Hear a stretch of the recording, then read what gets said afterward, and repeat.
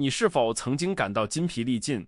当你滚动你的动态消息，并被完美的西装、冒烟的雪茄和蔑视的眼神的图像轰炸时，这一切都包装在一个所谓的斯多葛式的力量的承诺之下。看起来，为了在当前的场景中受到尊重，他们推销这样一种观念：你需要把自己变成一台无感觉的机器，痴迷于财务、地位和等级统治，准备粉碎任何敢于穿过你道路的人。这种现代男性气概的讽刺话不断地对你大喊大叫，要求你压抑你最深层的痛苦，并假装一种刀枪不入，而在内心深处，我们知道这在现实生活中是站不住脚的。这是一种喧闹的美学，承诺绝对的权利，但讽刺的是，它让你感觉比以前更加不适、脱节和焦虑，产生了疑问：千年的智慧真的只是带有黑白滤镜的傲慢吗？如果这种表演性和侵略性的个人发展版本对你的耳朵来说听起来是虚假的，我想验证这种感觉，并说你的直觉是绝对正确的。你并不因为拒绝这场戏剧而疯狂，你在大多数这些内容中目睹的不是哲学，而是拼命尖叫以寻求关注的不安全感。这不是性格的堡垒，而是一个极其脆弱的自我穿着纸板盔甲来保护自己免受世界的评判。在一个真正强壮的男人和一个仅仅假装什么都感觉不到以显得优越的男人之间存在着巨大的深渊。你携带的这种不适感不是软弱，它是你的内部测谎仪在警告这种在社交网络上出售的冷漠，实际上是一个情感监狱，抑制了你真正的潜力和你的精神清晰度。今天，我们将拯救失去的本质，并清理那些被扔在历史上最实用和最强大的哲学之一上面的泥浆。通过外科手术，将有毒的噪音与幸存过帝国的真实智慧分离开来。我将引导你穿过照片墙斯多葛主义的5个大谎言，并揭示真正建立一个不可动摇的头脑的5个古老真理，不是通过压抑，而是通过真正的内在自由和自我控制。但是在我们开始这个必要的解剖之前，我需要知道谁真正准备好抛弃幻想并面对深刻的现实。现在留下你的点赞、订阅频道，以保证你在这个思想家社区的位置，并去评论区写下句子：我寻求真理，以公开确立你抛弃肤浅，并开始你通往真正斯多葛主义旅程的承诺。解决你内部冲突的方法不是放弃斯多葛主义，而是从那些将其变成受伤自我的时尚配饰，将一种治愈工具扭曲成一种虚荣武器的人手中拯救它。今天充斥你的社交网络的是我们可以称之为兄弟斯多葛主义的东西，这是一幅粗俗的讽刺画，将僵硬与力量混淆，将麻木与智慧混淆，推销一种危险的观念，即你应该变成一尊大理石雕像，冰冷不动且与人性脱节。然而，古典斯多葛主义从来都不是关于强行压抑你的情绪或积累物质财富来羞辱他人。实际上，它是一种复杂的精神技术，旨在培养美德、性格的卓越，以及在不失去方向的情况下航行于生活风暴的能力。它不是用来隐藏你是谁的沉重盔甲，而是一个干净的操作系统来提升你可以成为谁。让我们现在进行一个根本性的战略重构，忘记那个在压力下破裂的僵硬雕像的形象，并立即将其替换为一棵粗壮的树或一根深深扎根的竹子的形象。有毒的斯多葛主义试图说服你最高的目标是冷漠，是感觉的彻底消除，把你变成一块什么都感觉不到，但因此什么也活不出来的死石。真正的斯多葛主义，另一方面，寻求平静。他教导你要像那棵感受到风的愤怒、随风暴移动和摇摆的树，但它绝不会折断或倒下，因为它的根很深，且它的结构是灵活的。真正的大师不在于情绪的缺失，那将是病态的，而在于绝对拒绝被它奴役。即使周围的世界在绝对的混乱中崩溃，也能保持清晰、理性和尊严。为了验证这种方法，不要看那些开着跑车的租赁影响者，而要看这种智慧的源头本身，那些面对了会在几秒钟内击垮大多数现代大师的真实挑战的人。马可·奥勒留，古代世界最有权势的人，不写关于统治或征服，而是写关于谦逊、为他人服务和名声的微不足道。塞内卡虽然极其富有，但他不知疲倦地宣扬真正的繁荣是不依赖任何外部事物来获得快乐。而艾比克泰德，一个瘸腿的前奴隶，教导世界最高的自由不是用金钱买来的，而是完全在自己的头脑中赢得的。他们不寻求在一个虚拟观众面前显得不可战胜，他们寻求对自己和对宇宙成为有德性的人。而这正是区分我们现在要解剖的短暂噪音与永恒真理的至关重要的区别。卖给你的第一个大谎言是一个斯多葛派什么都感觉不到，为了变得功能性，他谋杀了自己的情绪。他们说，为了变得坚强，你必须吞下哭泣，无视悲伤，并将痛苦锁在一个精神保险箱里，绝不允许它见到天日或影响你的面部表情。这种扭曲创造了冰人的形象，那个以观察一面白墙的同样冷漠来接收悲剧或巨大损失消息的人。暗示声音的任何颤抖或脸上的眼泪都是精神软弱的不可原谅的迹象。他们试图说服你人性是一个出场缺陷，最终目标是变成一个高效、冰冷和疏远的生物机器人。然而，试图遵循这条规则是通往毁灭性心理崩溃或绝对麻木生活的最快路径。内部冲突的产生是因为你的生物学不是为拦截而设计的，而是为流动而设计的。你的情绪是至关重要的化学信使，是环境中有些东西需要你的注意、照顾或立即行动的信号源。当你以虚假的男性气概的名义残酷地压抑这些信号时，你并没有消除它们，你只是把它们活埋在你内心的一个黑暗地下室里。在那里，它们生长、腐烂并获得压力，试图什么都不感觉，需要消耗极大量的精神能量，让你被耗尽、易怒，并且矛盾的是更加脆弱，因为大坝随时可能决堤，将石头斯多葛派变成一个失控的人和他试图忽视的一切的人质。想象一下，片刻之间建造一座坚硬的混凝土大坝与学会用皮划艇航行一条湍急的河流之间的关键区别。贾斯多葛派建造大坝，阻挡水的自然流动，直到压力变得无法忍受且结构破裂，导致一场摧毁周围一切的灾难性洪水。而真正的斯多葛派是熟练的皮划艇运动员，他在水中，他感觉到水流的力量和水的冰冷和急流的湍流，但他没有淹死，也没有被被动的拖走。他使用他的桨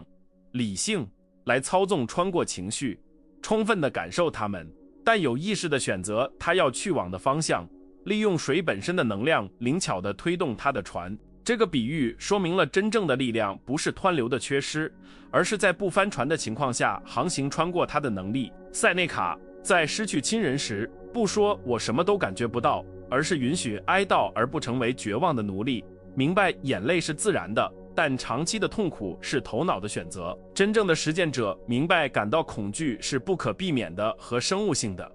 但在恐惧中带着勇气行动是斯多葛式的美德。感到愤怒是一种反射，但不被它驱动而带着残忍行动是真正的自我控制。压抑是对内部现实的懦弱逃避，而调节是对你内心世界的勇敢对抗和智能管理。通过拥抱这个真理，你意识到你不需要为了变得更强而变得更少人性，相反，是对你人性的接受赋予了你真正的力量。你不再花费生命能量去顶住门来对抗你自己的恶魔，而是开始邀请他们坐下，听听他们有什么要说的，然后冷静地决定他们何时应该离开。这是战略性的坚定，能够深刻地感受强烈的爱和真正的受苦，但始终保持手稳在理性的舵上，确保没有波浪，无论多大，有权发号施令你生活的航向或弄沉你的船。这种方法将脆弱性转化为一种诊断工具，而不是一种可耻的性格缺陷。当你感到极度的刺痛或焦虑的重量时，与其因为有这种感觉而惩罚自己，不如变成一个好奇的观察者，问这种情绪试图告诉我关于我的价值观或我的恐惧的什么信息。真正的斯多葛派将情绪作为数据，作为必须经过逻辑精炼场处理以转化为可操作智慧的原始信息。他不否认风暴的存在，但他拒绝让风暴统治船只，即使心跳加速和双手颤抖，也保持尊严和清晰。来自这种理解的解放是巨大的，因为它移除了兄弟斯多葛主义强加的情感完美的压倒性重量。你明白，在危险面前颤抖不会让你变得不那么像个男人，只要你不逃跑，在损失面前哭泣不会让你软弱，只要你不放弃生活。雕像的僵硬是脆弱的，因为它没有适应能力，在生活的第一次真实冲击下破碎。斯多葛是头脑的灵活性，他感受并处理，是反脆弱的，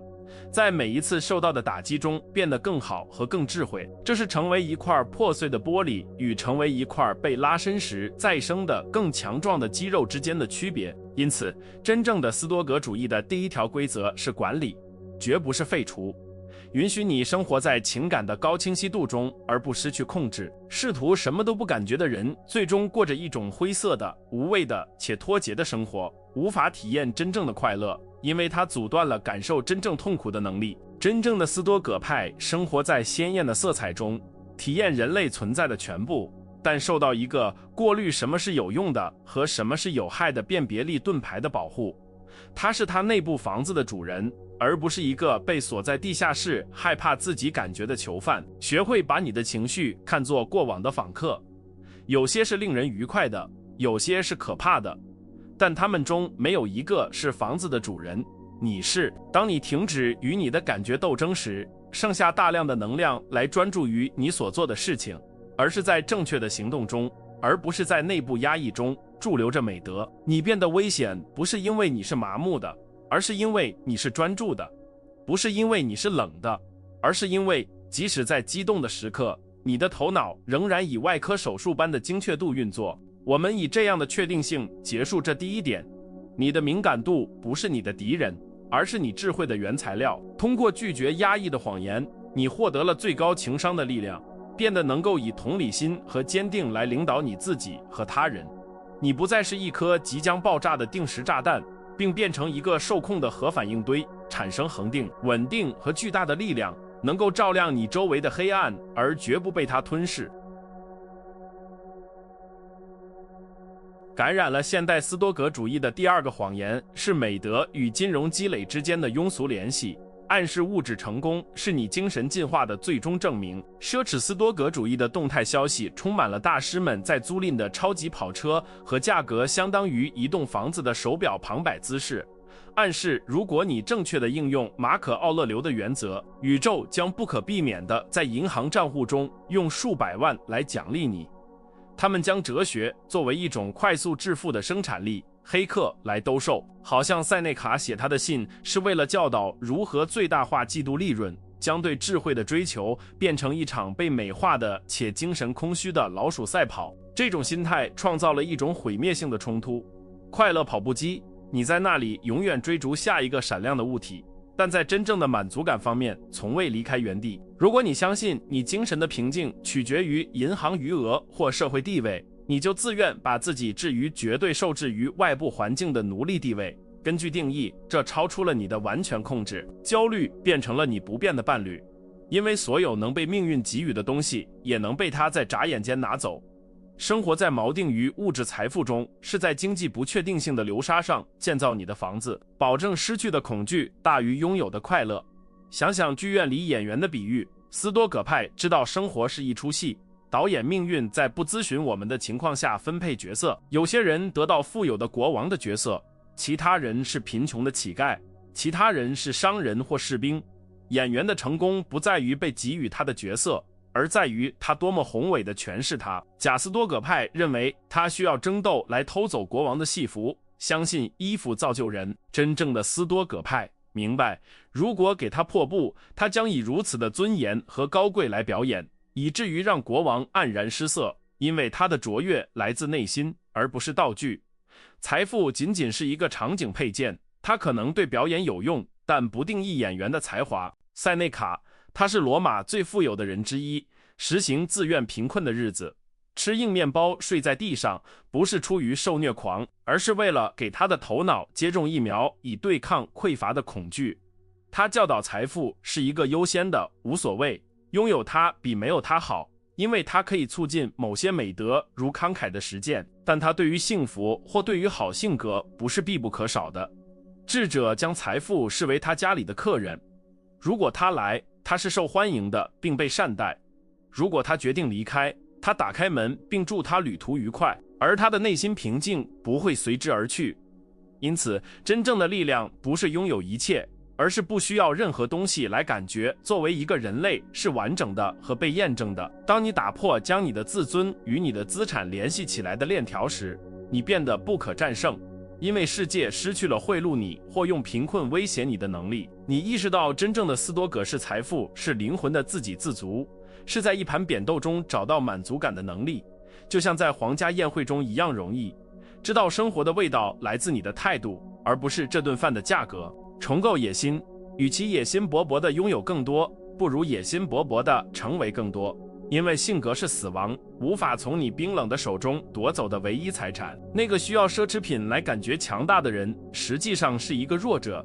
依赖外部拐杖来昂首挺胸地走过生活。斯多葛派以同样的皇家姿态行走，无论他是穿着丝绸还是破布，因为他的王权是内部的，锻造于纪律、正义和勇气之中。这些是不会遭受通货膨胀且没有任何市场可以贬值的货币。这并不意味着你应该发贫穷誓言或蔑视金钱，这仅仅意味着金钱应该为你服务，而不是相反。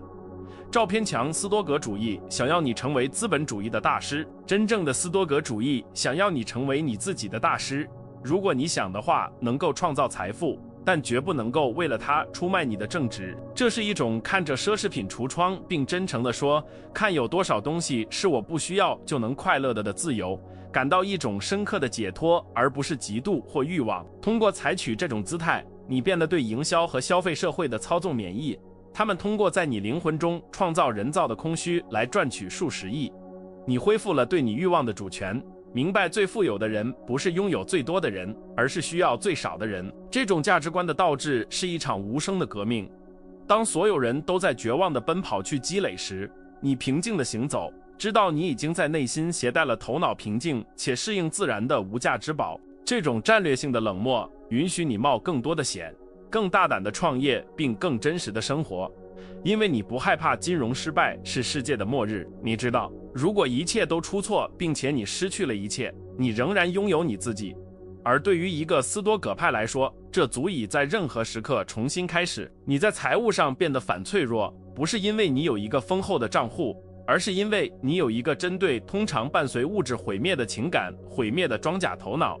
我们以繁荣是一种精神状态，而不是银行对账单的清晰度来结束这一点。通过拒绝财富作为最终目的的谎言，你获得了享受生活美好事物的自由，而没有失去他们的恐惧。将金钱转化为一种有用的工具，但绝不是你心中祭坛上的偶像。第三个谎言对现代男性来说也许是最诱人的，独狼的神话。斯多葛派作为一个不需要任何人的社会隐士，那个蔑视人类联系并将他人仅视为障碍或台阶的西格玛原型。他们推销这样一种观念，即自给自足的人是那个孤立自己的人。他把自己关在他的精神洞穴里，并带着蔑视看着社会，相信情感依赖或合作是软弱的迹象。这种扭曲创造了一代孤独、痛苦和脱节的男人。他们将社会隔离与精神独立混淆，相信他们通过远离人性是在遵循智慧的道路。这种姿态忽视了基本的人类生物学和斯多葛哲学的本质，创造了疏离和存在空虚的深刻冲突。我们在生物学上和进化上是社会动物，我们的大脑是为连接而接线的。长期的孤立被身体以与身体疼痛相同的方式处理。通过试图成为一个岛屿，你违反了你自己的本性，产生了一种背景慢性压力和一种缺乏目标的感觉。因为斯多葛式美德不能在真空中实践，勇气、正义和节制只有当我们与他人互动时才存在，没有办法在一个荒岛上独自变得公正。为了摧毁这个神话，马可·奥勒留使用了一个才华横溢且不可反驳的解剖学比喻：我们是为了合作而生的，像脚，像手，像眼皮，像上下排的牙齿。想象一个下巴，上面的牙齿对下面的宣战或决定他们不需要它们。结果不是独立，是无法进食、功能障碍和有机体的死亡。假斯多葛派试图成为桌子上的一颗松动的牙齿。真正的斯多葛派知道，他只有在与对立面一起工作，以粉碎生活的挑战时，才有功能和价值。对抗他人行动，或将自己与他人隔离，是对抗自己的本性行动。斯多葛的世界主义教导我们都是同一个普遍城市世界城的公民，并且我们有一个神圣的责任为人类社区服务。真正的力量不是通过背对着世界来展示，而是通过在肩膀上承担世界的重量来帮助你的兄弟。智者明白它是一个更大整体的一部分，就像蜂巢中的一只蜜蜂，对蜂巢不好的东西不可能对蜜蜂好。孤立是一种伪装成力量的自私形式，而合作和服务是成熟和人类潜力的最高表达。通过拥抱蜂巢的真理，你不会变得依赖他人的认可，而是在生活的好的使命中变得相互依赖。你意识到领导、爱、保护和教导是一个男人最高贵的功能，而他们中没有一个可以独自完成。斯多葛派不逃避令人讨厌或困难的人，他视他们为生活健身房里的训练伙伴，锻炼耐心、善良和理解的每日机会。每一次艰难的社会互动都是对你性格的测试，而不是对你平静的扰乱。重构你的社会视野，停止视人们为敌人或干扰，并开始视他们为你的美德被测试和证明的战场。独狼是脆弱的，因为当他跌倒时，没有人在那里扶起他。与他的社区连接的男人拥有一个由忠诚和相互尊重构成的安全网。真正的斯多葛是自给自足，意味着如果必要，你有能力独自快乐，但选择积极地为共同利益做贡献，因为你明白这是你的自然功能。这种观点的改变治愈了现代孤独，因为它给了你一个超越自己肚脐眼的目标。你停止问世界能给我什么，并开始问我能给世界提供什么。正是在这种给予中，这种对他人的有用性中，驻留着真正的满足感和归属感。没有任何傲慢的孤立可以提供。你发现对自己坚强是好的，但对他人坚强是神圣的。因此，斯多葛主义是深刻的亲社会的，它是一种参与、政治、家庭和友谊的哲学。伟大的斯多葛派是参议员、皇帝、教师，生活在人民中间的男人，弄脏双手，试图改善社会，而不是隐居的僧侣。他们知道宁静不是在人的缺失中找到，而是在与他们打交道的卓越中找到。通过拒绝孤立的谎言，你从愤世嫉俗的痛苦中解脱出来，并向人际关系的丰富性敞开，而不失去你的自主权。你变成你周围人生活中的一根支柱，一个当他人的结构摇晃时可以依靠的人。这是真正的力量，成为他人风暴中的避难所，而不仅仅是一个独自逃离雨水的人。我们以这样的确定性结束这一点：连接不是软弱，它是生活的基础设施。通过重新连接你的社会责任，你将你的生活与人性对齐，并解锁了一个独狼永远不会知道的能量和目标源泉。他在他的自我洞穴中精神饥饿而死。第四个谎言是统治的幻想，这是一种有毒的信念，即斯多葛派是一个操纵大师，通过他的意愿弯曲现实和人们。这种由诱惑和商业大师普及的扭曲观点推销这样一种观念：只要有正确的心态，你可以控制一切的结果，让某人喜欢你，保证晋升，强迫市场服从。这是阿尔法难的姿态，他对宇宙大喊命令，相信蛮横的意志力能够违反因果律。他们教导你花费巨大的能量，试图控制不可控制的事物，承诺如果你失败了，那是通过因为你不够具有统治力。这里的冲突是神经症和永久挫折的完美配方。当你相信你应该控制外部结果时，你承担了不取决于你的事情的责任，把世界的重量背在背上。每当某人不按你想要的行动，每当交通停止或客户说不，你都觉得这是一种个人冒犯，是你统治的一次失败。这产生了一种慢性的焦虑和一种爆炸性的愤怒，因为宇宙总是拒绝服从你的命令，而你发现自己在打一场已经开始就输了的战争，因为在刀尖上打拳而精疲力竭。为了纠正这一点，我们求助于斯多葛弓箭手的经典比喻。想象一个奥林匹克弓箭手正准备射击，他对他的姿势、他的呼吸、弦的张力、目光的焦点和他松开箭的确切时刻拥有完全的控制。但是在箭离开弓的瞬间，它不再属于他。一阵突然的风或目标的移动可能会使射击偏离。贾斯多葛派认为他控制箭会击中哪里，如果射偏了就会绝望。真正的斯多葛派知道他只控制射击的过程，如果他卓越地做了一切，而箭因为风而射偏，他是平静的，因为他的成功在于努力的质量，而不是结果的反复无常。控制的二分法是斯多葛武库中最具解放性的工具，由艾比克泰德详尽的教导。他将世界分为2个简单的类别，取决于我们的意见、意图、欲望和厌恶，和不取决于我们的身体、财富、名声和他人。统治的谎言试图让你控制第2个类别。二分法的真理将你所有的效能集中在第1个上。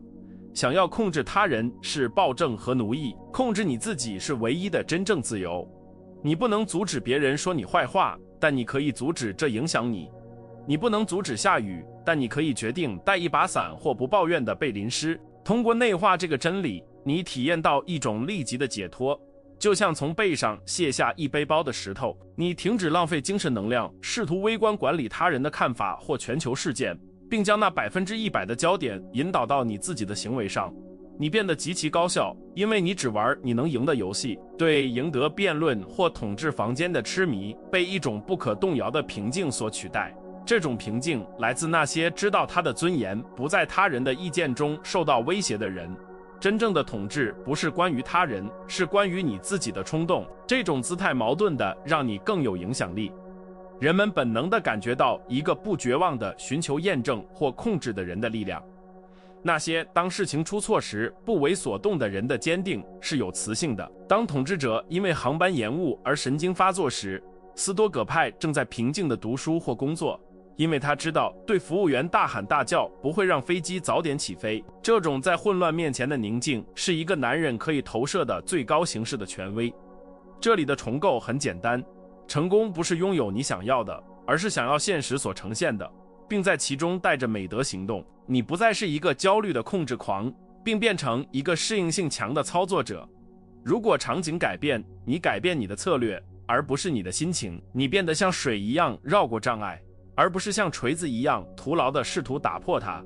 对外部控制的痴迷是恐惧的迹象，